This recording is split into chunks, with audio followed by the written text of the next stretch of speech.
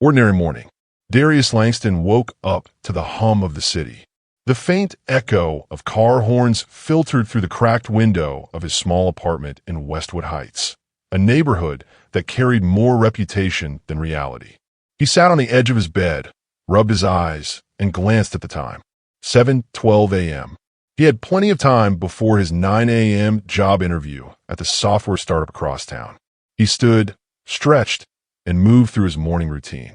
Freshly ironed shirt, clean slacks, the tie his mother had gifted him when he graduated from college. For important days, she'd said. He gave himself one last look in the mirror. Neat, sharp, respectable.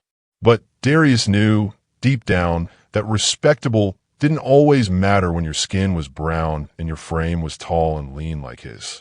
The street and the silence. The subway was packed. Usual morning chaos. Kids heading to school, tired workers sipping gas station coffee, teenagers with earbuds plugged deep. Darius kept to himself, checking his resume again, rehearsing his pitch. He'd worked hard for this chance, coding boot camps, freelancing, late nights studying.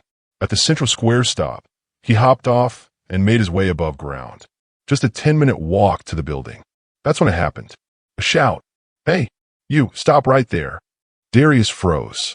He turned to see a white police officer, maybe mid-40s, hand resting on his holstered weapon, eyes fixed squarely on him. "You match the description of a suspect," the officer barked. "Hands where I can see them." "What? I'm just walking to an interview," Darius said, confused but cooperative.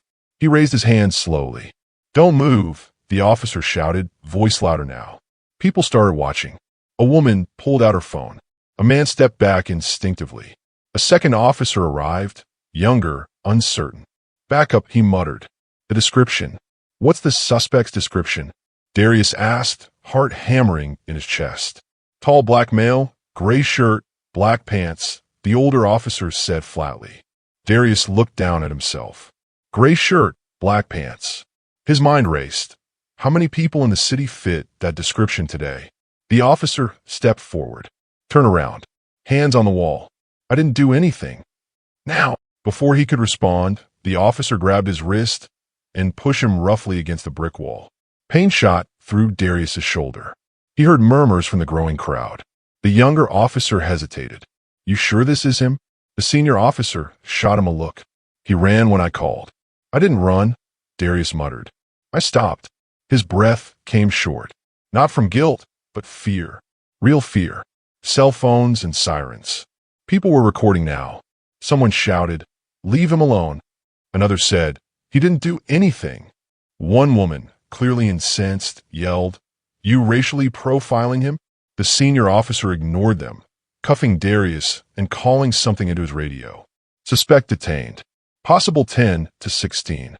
Darius was trying to breathe. His chest tightened. He felt like the world had turned against him for existing in his own skin. The younger cop was shifting, uncomfortable. "We should check the security footage before we escalate." The older one didn't answer. Then the sirens came, another unit pulling up. A supervisor stepped out, female Latino. She walked over briskly. "What's going on?" she demanded. "He matched the suspect description," the officer replied. "He ran." "I didn't run," Darius said again, louder this time. "I'm on my way to an interview. My ID is in my pocket." The supervisor looked at him, then at the officers. "Take out his ID." They did. "Darius Langston," she read. "Lives in Westwood. No priors. Age 27. She turned back to the senior officer. "What's the actual description?" He pulled out his notepad. "Male. Black. About 6 foot. Wearing gray shirt and black jeans. Suspected of shoplifting." "That's it?" she asked. He nodded. The supervisor sighed, then turned to Darius. "I'm going to uncuff you. You are not under arrest." The apology. Darius rubbed his wrists where the metal had been too tight. He tried not to shake, not to let his voice betray the fury and humiliation in his chest. "I have an interview. I'm already late." "I'm sorry," the supervisor said quietly. "We were given vague information, but this should have been handled differently." The crowd was still there. One man shouted, "Don't just say sorry, do better." Another added, "That's someone's son." Darius looked around. That hit him. He was someone's son. His mother had worked 2 jobs to get him through school. His dad had died when he was 12. And here he was, nearly arrested for being black and breathing in the wrong place. He nodded silently and walked away. Interview. He arrived late. The receptionist looked at him, then his ID. "You're Mr. Langston?" "Yes. I was delayed." She paused, noticing his slightly wrinkled shirt and the faint redness on his wrists. "They're still in there. Let me tell them you've arrived." The interview was awkward. He tried to focus, talked through his projects, answered technical questions, but his mind was elsewhere. Would he ever stop thinking about what could have happened? One wrong move, one twitch, one misread gesture. Dead. Viral.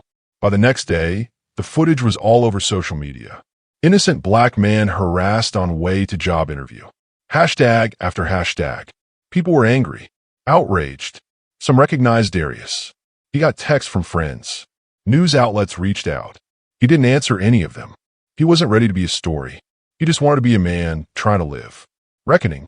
2 weeks later, the department issued a statement. The senior officer had been placed on leave. There would be an internal investigation. "We are committed to addressing bias in policing," the chief said on TV. Darius watched, expressionless. He had accepted another interview. Different company. They offered him the job. He took it, but the glow of success felt dimmed. He sat with a therapist, talked about fear, about rage, about the way his body tensed every time he saw flashing lights now. The meeting. Months later, the city invited him to speak on a community panel, Bias in Policing. He almost said no, but something inside him said do it. He sat on stage with others, an activist, a former police chief, a youth worker. He shared his story. People listened. Some cried. Others applauded. Afterwards, a young black boy came up to him. Couldn't be more than 12. "Was it scary?" the boy asked. Darius knelt to eye level. "Yes, but I'm still here. And that means we keep pushing for better. Still black, still here." Darius walked through the city now with a different kind of awareness. Not fear, but purpose. He knew the fight was bigger than him. He joined advocacy groups, helped start a nonprofit offering legal aid and mentorship. His life had changed because one officer saw his skin before his humanity. But Darius chose not to be broken by that moment. He chose to turn pain into movement, anger into action, because the truth was simple and powerful. He wasn't a suspect. He was just black, and he was never going to let the world forget the difference. The officer's report. Detective Carla Ruiz sat alone in her office, reading the incident report again. The senior officer, Thomas Brenner, had doubled down in his written statement. Suspect was uncooperative and fit the description. Reasonable cause for detainment. But the footage showed otherwise. No running, no aggression, no justification. Carla rubbed her temples. She'd been in this game too long not to see the pattern. Vague descriptions, assumptions, fear masquerading as protocol. She picked up her phone and dialed internal affairs. "We're reopening the inquiry. This isn't over." The protest. 3 weeks after the footage went viral, the community organized a protest. Hundreds marched through Central Square, where Darius had been detained. Posters bearing his image were held high. Not a suspect, just black. Darius hadn't planned to go, but when he arrived, incognito in a hoodie, he found himself in tears. It was more than a protest. It was a reckoning. For him, for others, for every black man who'd ever been accused for just existing. The crowd chanted, "No more fear, no more lies, and the bias, open eyes." And somehow, in that chorus of voices, he felt less alone. A conversation with his mother. Later that night, Darius called his mother. She lived 3 states away now, but had followed everything. She answered on the first ring. "Baby, I've been waiting for you to call." "I'm okay, Mom," he said, but his voice cracked. "No, you're not. And that's okay, too." He cried then, really cried. The kind of sobs he hadn't let out since his father's funeral. "I thought I was going to die, Mom. I was just walking." She didn't say anything for a moment. Then softly, "I wish I could say I'm surprised. But I've prayed for this day not to come since you turned 13. Thomas Brenner. Officer Brenner sat in front of the department board, arms folded, jaw tight. They asked him again if he thought race had influenced his decision. "I followed protocol," he repeated. He matched the description. "But you skipped identification confirmation. You escalated without cause. You drew your weapon." Brenner hesitated. For the first time, doubt flickered in his eyes. I was afraid," he admitted. He looked like he could be dangerous. The board member leaned in. "And what made him look dangerous, Officer Brenner?" Silence. That silence said more than any answer. Journalism and truth. A young black journalist named Kenya Maxwell published a long-form expose titled "Unarmed and Unseen: The Invisible Threat of Existing While Black." Darius's story was the centerpiece. The article included interviews, data, historic comparisons, and a deep dive into Officer Brenner's previous complaints, 3 uninvestigated accusations of racial profiling. The piece trended nationally. It wasn't just about Darius anymore. It was about every name we didn't know, every man not filmed, every kid who never made a home. Healing isn't linear. Darius's therapist, Dr. Evangeline Morris, asked him a question that stuck. If the officer had apologized, really apologized, would it have made a difference? Darius paused. Maybe, but it wouldn't undo the fear, or the humiliation, or the flashbacks. She nodded. That's the hard part. Healing isn't about erasing the pain. It's about learning to carry it without letting it crush you. He let that sit in the air. "I don't want to carry it alone," he said. "You don't have to." The scholarship. Using donations raised in response to the viral video, Darius founded the Langston Youth Opportunity Fund, offering scholarships to black students pursuing tech careers. He named the first scholarship after his father, the Edward Langston Memorial Grant. At the ceremony, one of the recipients, a 17-year-old named Corey, hugged him after accepting the award. "You showed me we can survive this," Corey said. "You showed me I can be more than they expect." Darius smiled, eyes glassy. "That's all I ever wanted." The interview, again. A national news outlet invited Darius for an exclusive. This time he said yes. The interviewer asked, "If you could say anything to the officer who stopped you that day, what would it be?"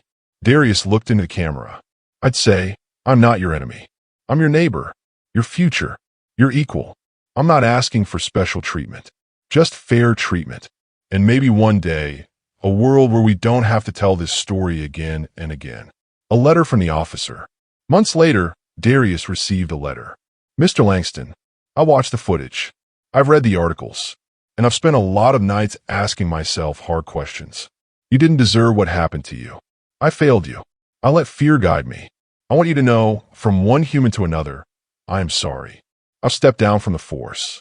I'm working with a program to teach cadets about bias and cultural competency. It's the least I can do. Thank you for surviving. Thomas Brenner." Darius read it twice, then once more. He didn't know if forgiveness was in him yet, but he knew that this was a start. What justice looks like. At a community panel 1 year later, Darius was asked, "What does justice look like to you?" He thought for a moment. "Justice," he said slowly, "isn't just punishment. It's prevention. It's accountability. It's education. Justice is when a black man walking to a job interview doesn't have to wonder if he'll make it there." The room was quiet. Then applause. Long, strong, honest applause. Legacy. Years later, Darius would become the founder of a tech nonprofit that partnered with cities to track racial data in policing. His name would appear in books. His story would be taught in social justice classes. But for him, legacy was simpler. It was walking through the same intersection where it all happened, head high, unafraid. It was mentoring kids who reminded him of himself. It was showing up every day for a world that tried to silence him. He was not a suspect. He never had been. And now, finally, he was free. See you next video.